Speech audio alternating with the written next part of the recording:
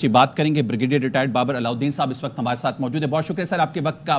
Sir, अब तो आम शहरियों को उन्होंने निशाना बनाना शुरू कर दिया है। फितनतुल हिंदुस्तान ने हार्ड टारगेट में नाकामी के बाद अब सॉफ्ट टारगेट को निशाना बना रहे हैं, बच्चों को निशाना बना रहे हैं, आम शहरियों को निशाना बना रहे हैं। अब तो सबूत भी सामने हैं सारे।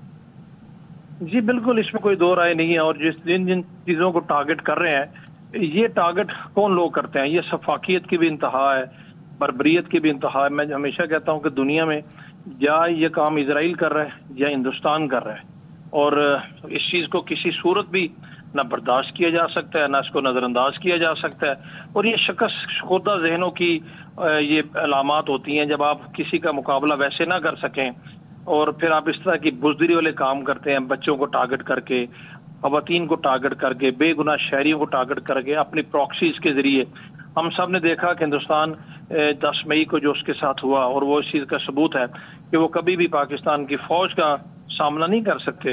वो नॉन प्रोफेशनल लोग हैं, वो यही काम करेंगे जो ये कर रहे हैं। लेकिन इसके ऊपर उनको सबक इंशाल्लाह इस फील्ड में भी हम सिखाएंगे, उनकी प्रॉक्सीज को भी सिखाएंगे, उनको भी सिखाएंगे। उनको तो हमने काफी हद तक सिखा दी है, और अभी उस शिकस्त के बाद उन्होंने इस तरफ जरा ज्यादा ये मदाखलत शुरू कर दी है, क्योंकि उनके ख्याल के मुताबिक एक यही तरीका रह गया जिससे वो पाकिस्तान को बकौल उनके या उनके ख्याल के मुताबिक ब्लीड कर सकते हैं, नुकसान पहुंचा सकते हैं। लेकिन इंशाल्लाह मुझे पूरा यकीन है कि हमारी फोर्सेस कॉम्पिटेंट हैं। उन्होंने पहले भी साबित किया है, प्रूफ दिया है अपना वॉर अगेंस्ट टेरर में, और इधर भी इंशाल्लाह वो साबित करेंगे कि इस तरह के दुश्मनों को के खिलाफ लड़ना हम जानते भी हैं, कामयाबी से लड़ना भी जानते हैं, और इनको भी इंशाल्लाह हम सबक सिखाएंगे। तो ये आपकी बात से मैं इत्तेफाक करता हूँ कि इस तरह के टारगेट्स चुनना या इस तरह की हरकत करना, इस तरह की जो आप इकदामात करना, ये बेसिकली शिकस्त खुर्दा ज़हनों की अलामत होती हैं, बुज़दिल लोगों की अलामत होती हैं, जो कि छुप के वार करते हैं, खुल के सामने नहीं आते।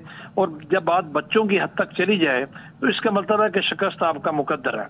बच्चे सबको प्यारे होते हैं, बच्चों के ऊपर इंसान के जज्बात मुख्तलिफ होते हैं, और मैं सलाम पेश करता हूँ उन फैमिलीज को, बेशतर में हमारी आर्मी की फैमिलीज है जिनके बच्चे खुजदार में चंद दिन पहले जख्मी हुए या शहीद हुए, लेकिन उनके हौसले में कमी नहीं आई, उनके अज़्म इस्तक़लाल में कमी नहीं। कहना आसान होता है, जो लोग इस तरह के दुख और तकलीफ से गुजरते हैं वो जानते हैं, लेकिन उनके वलवला इसी तरीके से है। और ये दुश्मन कभी भी कामयाब नहीं हो सकता अगर वो समझता है कि बच्चों को टारगेट करके कोई पाकिस्तान की कौम का या पाकिस्तान की फौज का बिलखसूस अगर उसका मोरल इफेक्ट कर सकते हैं। वो हमने जो करना है हमें पता है।